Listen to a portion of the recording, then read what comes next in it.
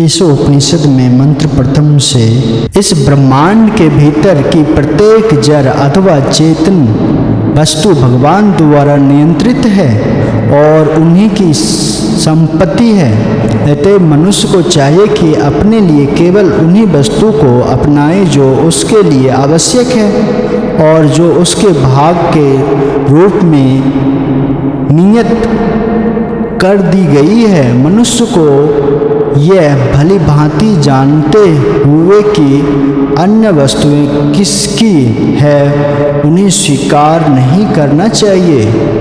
वैदिक ज्ञान अमोघ है क्योंकि यह साक्षात भगवान ने प्रारंभ होने वाली गुरु शिष्य की पूर्ण परंपरा से होकर आगे चलता आता है। चूँकि वैदिक ज्ञान का पहला शब्द भगवान द्वारा उच्चारित हुआ था, अतः इस ज्ञान का स्रोत दिव्य है। भगवान द्वारा उच्चारित शब्द अपौरुषेय कहलाते हैं, जो इस बात का संकेत है कि ये शब्द किसी संसारी पुरुष द्वारा नहीं कहे गए। भौतिक संसार में रहने वाले जीव में 4 दोष होते हैं। वह निश्चित रूप से त्रुटि करता है। नंबर 2, वह मोहग्रस्त होता है। नंबर 3, उसमें दूसरों को धोखा देने की प्रवृत्ति पाई जाती है। तथा नंबर 4, उसके इंद्रियां अपूर्ण हैं और इन 4 अपूर्णताओं से युक्त मनुष्य पूर्ण ज्ञान की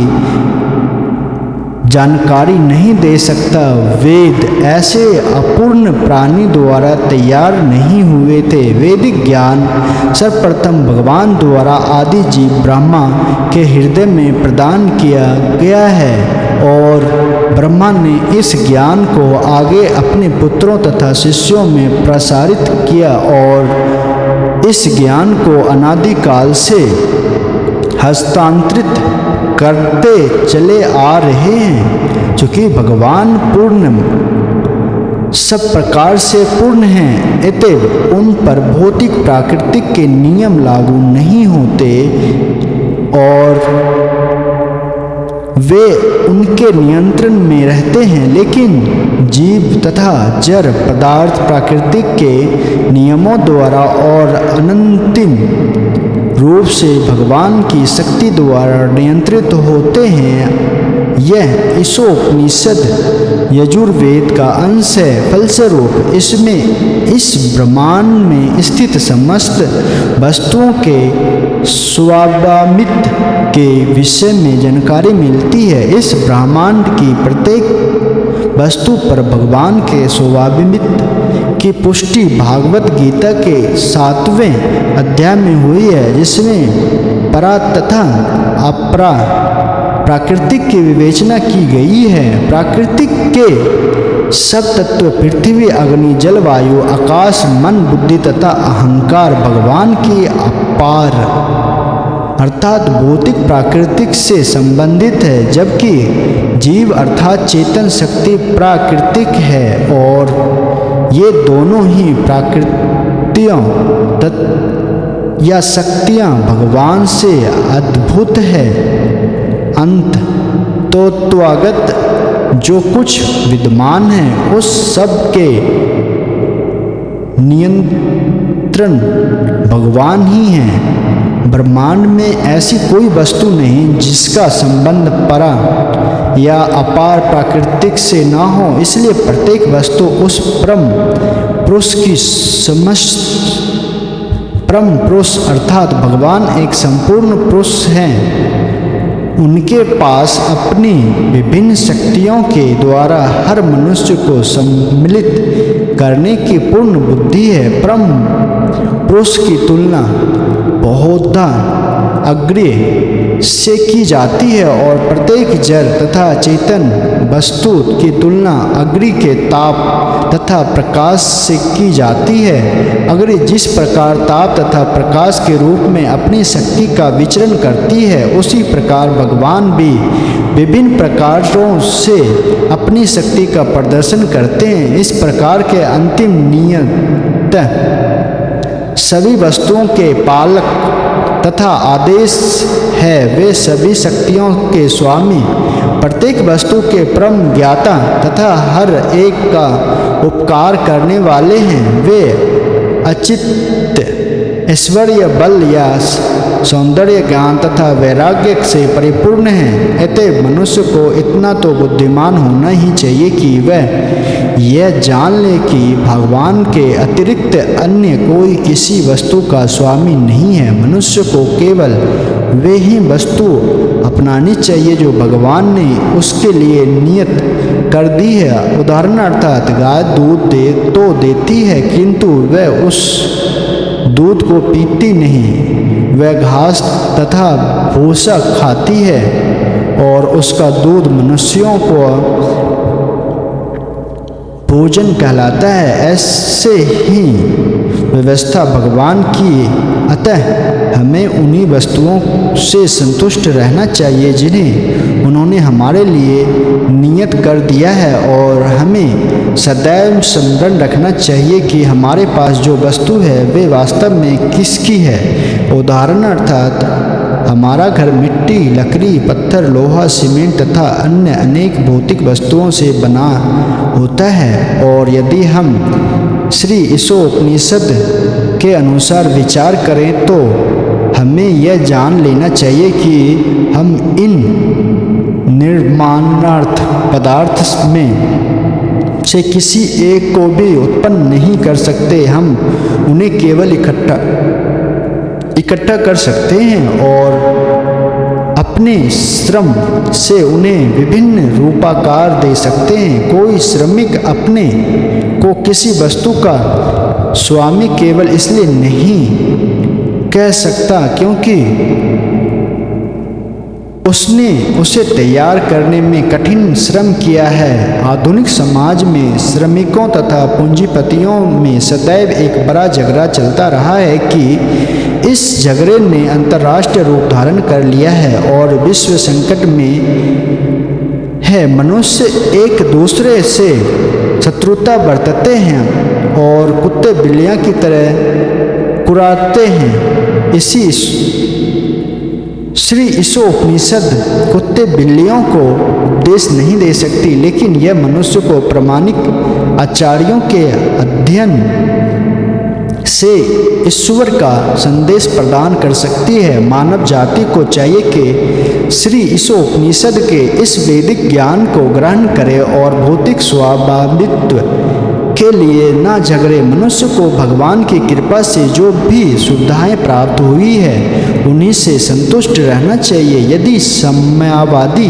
या पूंजीवादी या कोई अन्य दल प्राकृतिक संसाधनों पर स्वाभावित्व जताता है तो शांति स्थापित नहीं हो सकती, क्योंकि ये सब भगवान की संपत्ति है। ना तो पूंजीपति साम्यवादियों को केवल राजनीतिक चालों से दबा सकते हैं, ना ही साम्यवादी पूंजीपतियों को केवल चुराई हुई रोटी के लिए लड़कर उन्हें हरा सकते हैं। यदि पूंजीपति भगवान के स्वामित्व को मान्यता प्रदान करती है या प्रदान नहीं करते तो वह सारी संपत्ति जिसे वे अपनी होने का दावा करते हैं चुराई हुई है। फलस्वरूप उन्हें प्राकृतिक के नियमों के अनुसार दंडित होना पड़ेगा।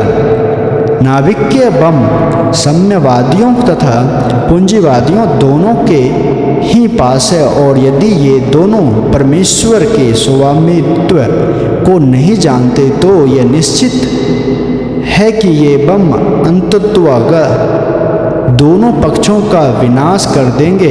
अतः अपने आप को बचाने तथा विश्व में शांति लाने के लिए दोनों पक्षों को श्री ईशोपनिषद के उपदेश का अनुसरण करना चाहिए। मनुष्य कुत्ते बिल्लियों की तरह लड़ने झगड़ने नहीं बने, लेकिन मानव जीवन की महत्व और उद्देश्य का समझने के लिए तो बुद्धिमान होना ही चाहिए। वैदिक साहित्य मानवता के लिए है, ना कि कुत्ते बिल्लियों के लिए। कुत्ते बिल्लियां अपने भोजन के लिए किसी पाप के भागी बने बिना अन्य पशुओं का वध कर सकते हैं, किंतु यदि कोई मनुष्य अपने नियंत्रित स्वाद की तुष्टि के लिए किसी पशु का वध करता है तो वह प्राकृतिक के नियमों को तोड़ने के लिए उत्तरदायित्व होता है। फलस्वरूप उसे दंडित होना पड़ेगा। मनुष्य का जीवन मानव पशुओं पर लागू नहीं किए जा सकते।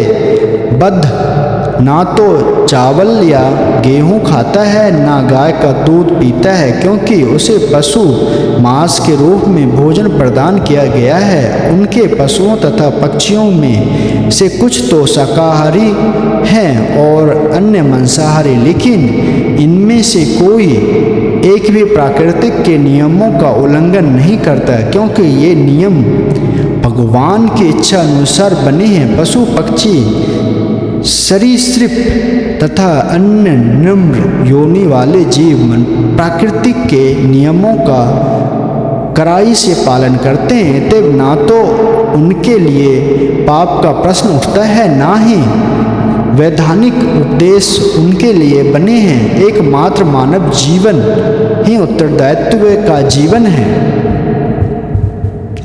यह मानना गलत है कि केवल शाकाहारी बनकर कोई प्राकृतिक के नियमों के उल्लंघन से अपने को बचा सकता है। शाक वनस्पति में भी जीव होते हैं। यह प्राकृतिक का नियम है कि एक जीव दूसरे के खाने के लिए अतएव मनुष्य को कट्टर शाकाहारी मानते हैं और कट्टर शाकाहारी बनने का गर्व नहीं होना चाहिए। बात तो परमेश्वर को मान्यता प्रदान करने की है। पशुओं के पास इतनी विकसित बुद्धि नहीं होती जिससे वे भगवान को पहचान सके, किंतु मनुष्य इतना बुद्धिमान तो होता ही है कि वह वैदिक ग्रंथों से शिक्षा ग्रहण कर सके और उनसे यह ज्ञान जान सके कि प्राकृतिक नियम किस तरह कार्य करते हैं और इस तरह ऐसे ज्ञान से लाभ उठा सके। यदि मनुष्य वैदिक ग्रंथों के उद्देश्य की अपेक्षा करता है तो उसका जीवन अत्यंत संकटपूर्ण हो जाता है। अतः मनुष्य को परमेश्वर की सत्ता को पहचानने और भगवान का भक्त हो जाने की आवश्यकता है। उसे हर वस्तु भगवान की सेवा में अर्पित कर देनी चाहिए और अर्पित किए गए भोजन का बचा हुआ भाग ही ग्रहण करना चाहिए। इससे वह अपने कर्तव्य को भली भांति निर्वाहन कर सकेगा। भागवत में भगवान प्रत्यक्ष रूप से कहते हैं कि वे शुद्ध भक्त के हाथों से शाकाहारी भोजन ग्रहण करते हैं। अतएव मनुष्य को न केवल कट्टर शाकाहारी बनना चाहिए अपितु भागवत भी होना चाहिए और सारा भोजन भगवान को अर्पित कर देना चाहिए। तत्पश्चात केवल प्रसाद अथवा भगवान की कृपा ग्रहण करनी चाहिए। केवल वही लोग जो इस तरह से कार्य करते हैं मनुष्य जीवन के कर्तव्य को भली भांति निर्वाह सके, और जो लोग भगवान को अपना भोजन अर्पित नहीं करते वे वस्तुतः पाप खाते हैं और विभिन्न प्रकार के दुख भोगते हैं जो पाप के फल होते हैं। भगवत गीता भगवान के स्वाभावित्व की अवमानना करके प्राकृतिक के नियमों का जानबूझकर उल्लंघन करना ही पाप की जड़ है। प्राकृतिक के नियमों का भगवान के आदेशों का उल्लंघन करने से मानव का विनाश होता है। इसके विपरीत जो मनुष्य सौम्य है, प्राकृतिक के नियमों को जानता है और व्यर्थ के राग या द्वेष से प्रभावित नहीं होता, उसे अवश्य ही भगवान अपनाते हैं और वह इस तरह भगवत धाम अर्थात शाश्वत धाम जाने का अधिकारी हो जाता है।